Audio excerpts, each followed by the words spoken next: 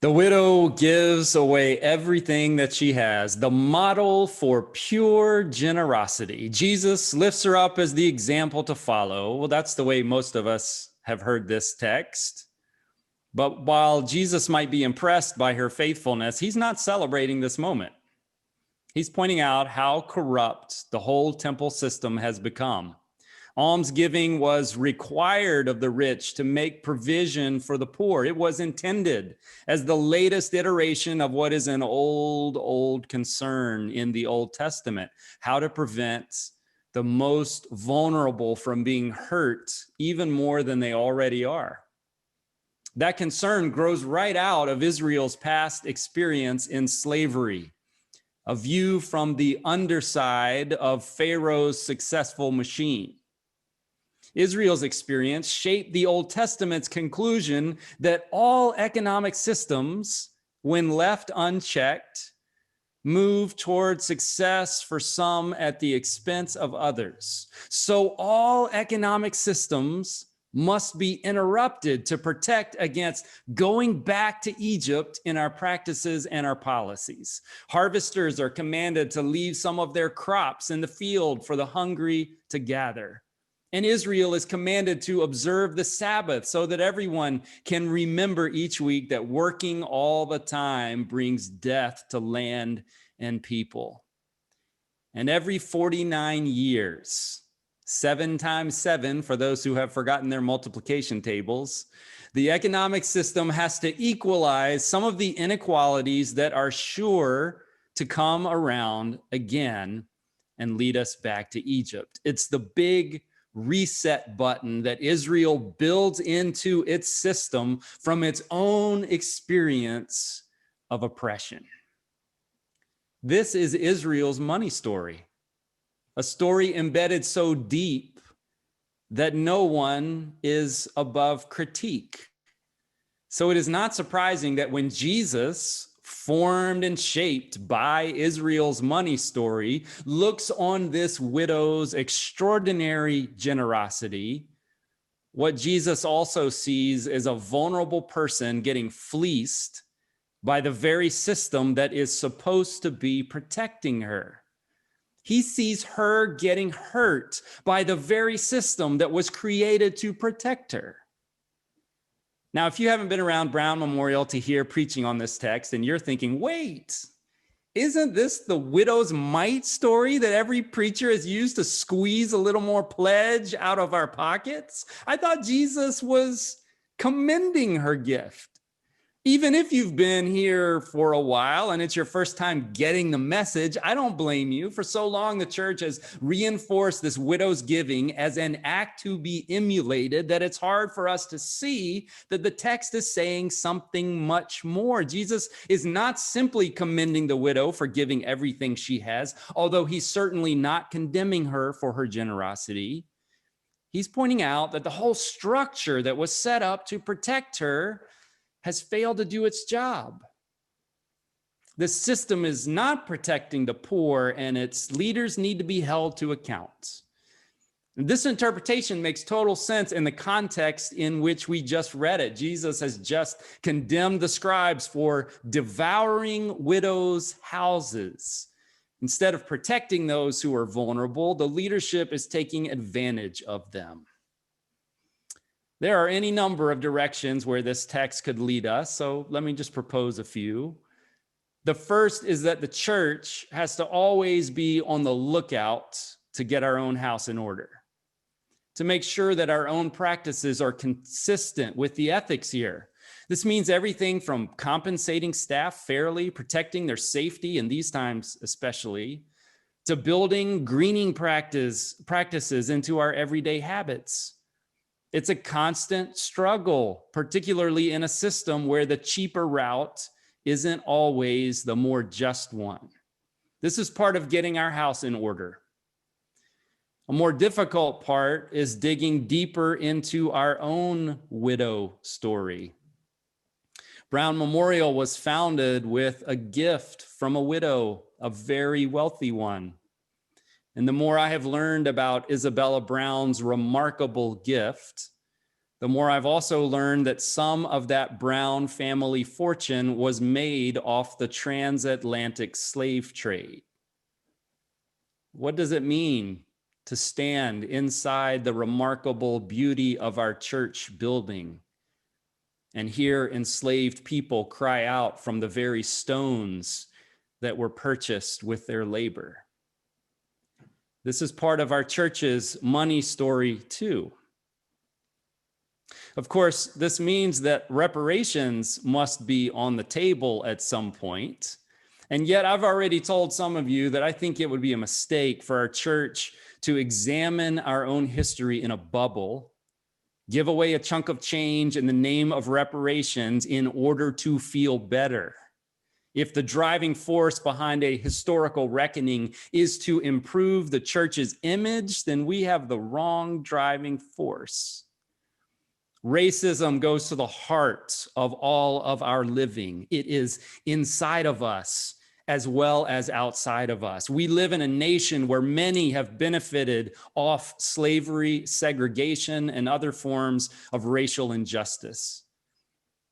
As Ta-Nehisi Coates pointed out in his must-read article in The Atlantic in 2014, the Pew Research Center estimates that white households are worth roughly 20 times as much as Black households, and that whereas only 15% of whites have zero or negative wealth, more than a third of Blacks do. Effectively, he wrote, the Black family in America is working without a safety net. When financial calamity strikes, a medical emergency, divorce, job loss, the fall is precipitous. Coates at that time highlighted the research of Patrick Sharkey, a sociologist at New York University, who studied children born from 1955 through 1970. Sharkey found that 4% of whites and 62% of Blacks across America had been raised in poor neighborhoods. A generation later, virtually nothing had changed. And whereas whites born into affluent neighborhoods tended to remain in affluent neighborhoods, Blacks tended to fall out of them. Coates says that when most Americans think of white supremacy, we picture colored-only signs, when what we should be picturing is pirate flags, wealth that has been taken. What would it mean for America to face our money story, not with defensiveness or shame, but with determination to change the direction of that story? And we could change the direction of that story if we chose to. We know how to prioritize home ownership among Black Americans to build their wealth and rebuild our city with it. We know how to connect people who have been left out of the labor market with employers who are able to pay a living wage. We know how to attract the newest immigrants to our city and keep them in the city. We know how to close the so-called educational achievement gap. We know how to do these things. It is always about priorities. COVID-19 has taught us all that, if you didn't know it already. We can go for decades by being told there is not enough resources to address poverty, to narrow educational inequities, to rebuild neighborhoods, to root out corruption from the police department, and on and on and on. I have personally been lectured to, sometimes by politicians, other times by business leaders, with the same old not enough arguments. Not enough to do this, not enough to do that. And yet both during the housing crisis and then more recently with COVID-19, the powers that be can find trillions of dollars, sometimes overnight, to address what they believe are our highest priorities. Getting the church's house in order means getting our priorities clear. And the best way, I think, to do that is for each of us to start with our own life. Now, we do stewardship season every year, and chances are many of us think about that as the church's fundraising drive. And look, that is definitely part of it. But the invitation is way deeper than that. It is an invitation to press the reset button on your own priorities, your own practices, your own ways of living. It is an invitation to look at what you care about the most deeply, what breaks your heart, and then what will you do with your one and precious life? For some of us, that may mean painful choices on a path to change. For others, it may mean recommitting to the path that we are already on. For others, maybe it's somewhere in between. For all of us, it is the invitation to reimagine the people, the church, the city, and the nation, the world that we long to become. That's a process, not a point in time, which is why my appeal to us when it comes to our own congregation's history is to trust the leadership of Taylor Stewart and our anti-racism working group in their session endorsed plans later this year to lead us all thoughtfully and deliberately through a process that is way more than just what you might think is right for us to do when it comes to addressing racism within our life together. It's a process that will invite us to look at the church's history as it relates to our own living, not as distinct individuals, but in relationship to each other, where we live, how our schools got to be the way that they are, how our social relationships have become so fraught and frayed. Because you see, individualism isn't going to lead us to the promised land. We can't right the wrong of our history on our own. I think that's where some more liberal-minded interpreters of this text miss the mark. Some of them interpret Jesus as anti-institutional, as someone who wants to tear down the temple and everything with it. Jesus is actually someone living in the time, historical time, when the temple will be torn down. And he is trying to give the community the vision to see that they have way more options than what they think. Options for reimagining how to organize themselves as the community of love and grace and justice that they were called to become. Community that is necessary to change the world and redeem creation. I had lunch with a young friend not too long ago, fresh out of college, looking for work. We talked about her priorities, her values, her dreams for how she wanted to use her life.